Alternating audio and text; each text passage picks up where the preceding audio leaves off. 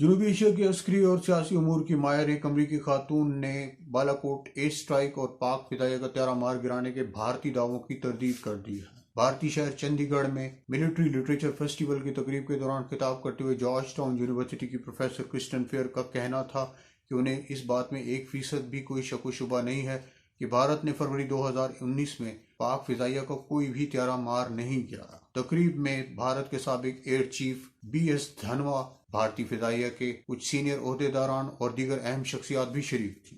Kristen fair का कहना था कि उन समेत पेंटागन के कई लोग ये चाहते थे कि भारत पुलवामा हमले के जवाब के तौर पर पाक फिजाइया का कोई त्यारा मार गिराए, लेकिन हकीकत में ऐसा कुछ भी नहीं हुआ। क्रिस्टन फेयर का कहना था कि वो पाकिस्तान की बदतरीन नाक़िद जरूर हैं, लेकिन वो एक हकीकत पसंद भी है। क्रिस्टन फेयर का कहना था कि सोशल मीडिया पर एक वीडियो जारी की गई जिसमें ये दिखाया गया कि एक त्यारा पाकिस्तानी इलाके में गिरता है और कुछ देही लोग उस त्यारे के गिर्द इकट्ठे होकर पंजाबी जुबान में पायलट और त्यारे के हवाले से बात करते हैं। ये वीडियो जाली है। क्रिस्टन फेयर ने मजीद कहा कि इस हवाले से सोशल मीडिया पर फैलाई गई तस्वीर भी जाली है, जो ये दावा करने की कोशिश कर रही है कि ये एक पाकिस्तानी त्यारा था जिसे भारत ने मार गिराया। क्रिस्टन फेयर का कहना था कि पाक फिजाइया का त्यारा मार गिराने का भारतीय दावा खुद भारत के लिए नुकसानदेह है। ये इस एतबार से नुकसानदेह है कि MiG-21 त्यारे का F-16 त्यारे से कोई भी मवाजना मुमकिन नहीं है। ये दावा इसलिए भी भारत के लिए नुकसानदेह है क्योंकि इससे बैनुल-अक़वामी दुनिया को यह पैगाम जा रहा है कि भारत जदीद तरीन टेक्नोलॉजी के हामिल हथियारों पर यकीन नहीं रखता। क्रिस्टन फेयर का कहना था कि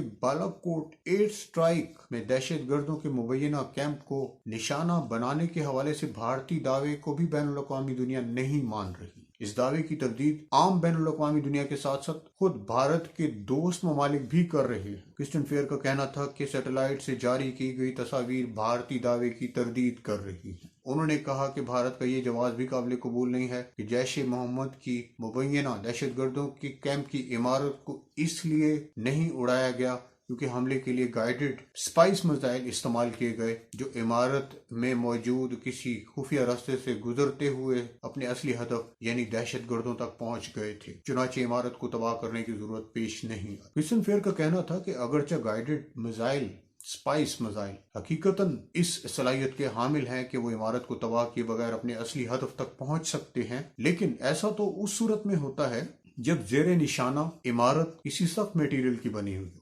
जबकि जैश-ए-मोहम्मद के मुबैना दहशतगर्द कैंप की इमारत तो स्टील की चादर की बनी हुई थी। वो इन हथियारों से दहशतगर्दों समेत मलियामेट हो सकती थी। चुनाचे इस इमारत को बचाने का भारतीय फिदाइया के पास क्या जवाब हो सकता है। क्रिस्टन फेयर ने भारत को खबरदार किया कि आइंदा पाकिस्तान या किसी भी दुश्मन से किसी तसादुम की सूरत में इस बात को यकीनी बनाना भारत के लिए लाजमी हो गया है कि कुछ ऐसे सबूत और नाकाबिल तरदीद आदाद शुमार सामने आए जो खुद अपनी गवाही दे सकें, बजाय कि इस बात का एहतमाम करने की कोशिश की जाए कि लोगों को यकीन कैसे दिलाया जाएगा। क्रिस्टन फेयर ने यह भी सवाल उठा दिया कि ये वाज़ेह करना होगा कि भारतीय फिजाइया का बयानिया किसी कौमी मकसद के तहत था या इसका मकसद कुछ सियासतदानों को वोट दिलवाना था। क्रिस्टन फेयर की बातें सुनकर तकरीब में शरीक साबिक भारतीय एयर चीफ BS धनवा, भारतीय फिजाइया के सीनियर ओहदेदारान और दीगर शुरका हक्का बक्का रह गए और तकरीर को इश्तियाल अंगेजी से और हंगामा आराई से सबूताज करने की भी कोशिश की। आइंदा वीडियो के साथ दोबारा आपकी खिदमत में हाजिर हूँगा, तब तक के लिए इजाजत दीजिए। अल्लाह हाफ़िज़।